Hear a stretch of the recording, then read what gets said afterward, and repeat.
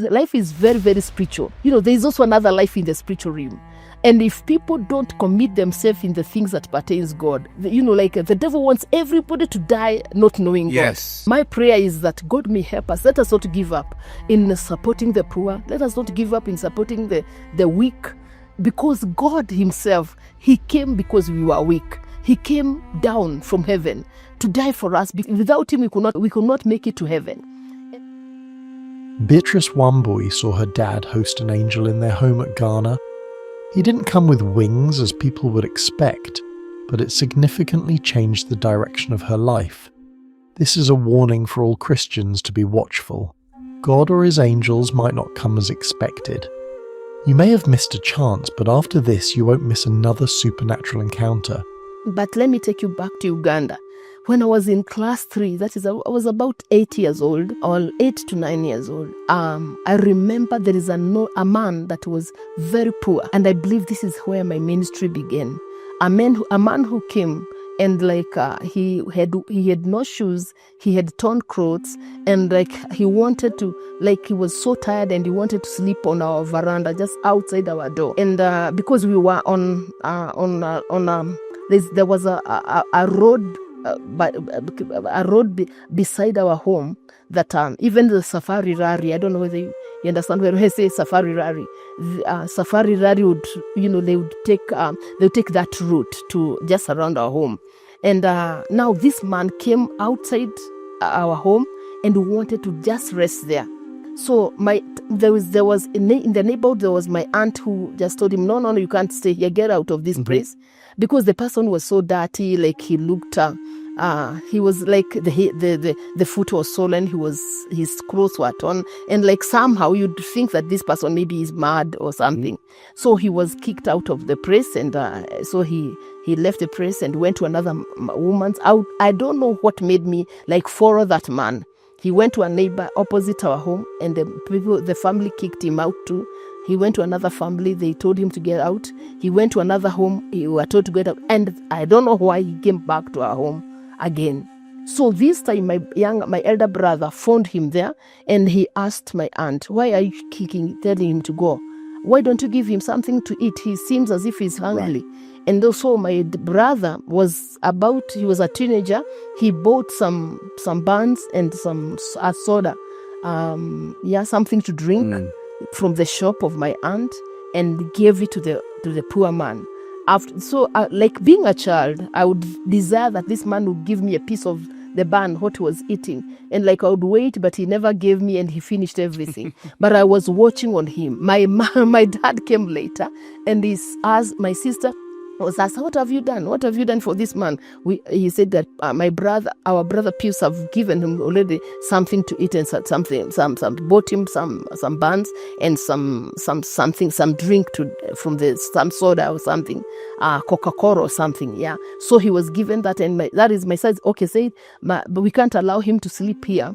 Let him be given. We were tenants. We had some houses that we were renting. So there were 2 rooms that were vacant. Okay. So my dad said, go make a bed for him, your mother's bed that he uses to give guests. Make a bed for him. Let him sleep there. He can't sleep outside here. Dogs may eat him up, or thugs may come and storm on him. So please don't let him. Tomorrow morning, let him go his way, but he can't sleep outside here in our own home. Leviticus 19:33-34. When a stranger sojourns with you in your land, you shall not do him wrong. You shall treat the stranger who sojourns with you as the native among you, and you shall love him as yourself, for you were strangers in the land of Egypt. I am the Lord your God. So my dad asked my sister to take care of the man, but this man could not speak in our native language. He could not speak even in Ugandan language. So this man was speaking he could speak only in Teso. In Uganda, there are some different tribes, but there was a tribe that was known as Teso. And there was a tenant in our home that was a Teso. So he interpreted it to Kiswahili. So when he interpreted Kiswahili, he said, I'm from Soroti, and I've come on foot. That is about 100 kilometers, maybe, if I'm not No wrong. way. He came on foot, yes, and he was looking for his relatives, but he could not find them. So that is how my dad said, now you can't sleep outside here, because if you're going to continue looking for you, searching for your relatives, just sleep in one of these houses. And he said, thank you very much. And you were given supper by my sister. And my dad left because he was working with Madivan. My mom was hotelian. And at the same time, there's a time we used to do some side work jobs. Like we used to brew alcohol in our own piece of land. And that was side something to give us extra money.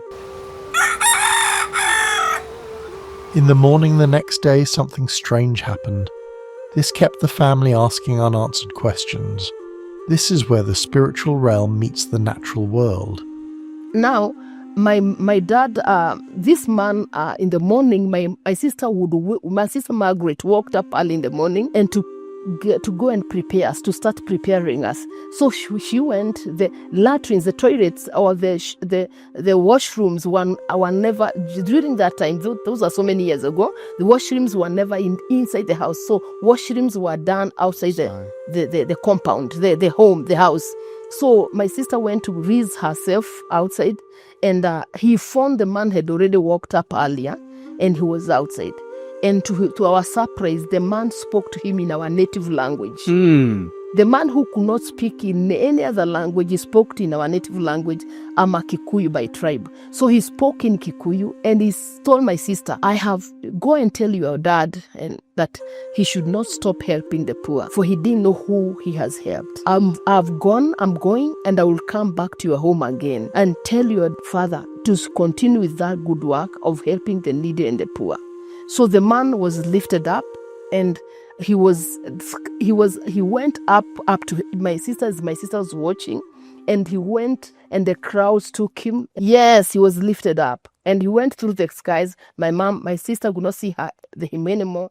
The whole family was surprised with fear as they realized that the strange guest left a locked room without opening the door. The Bible says, "Do not forget to show hospitality to strangers, for by so doing many have entertained angels."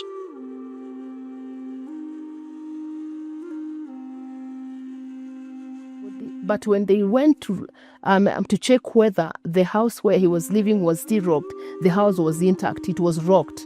Nobody had come out. So we had to go to school, but and told Dad the story after we got out of school.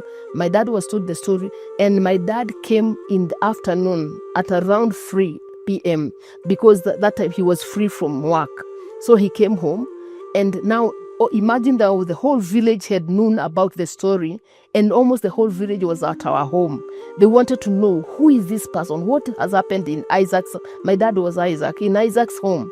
So they went, and my dad said, we are not going to break the door. The next door, the next house was vacant again. So he said, we are going to open another from through the wall.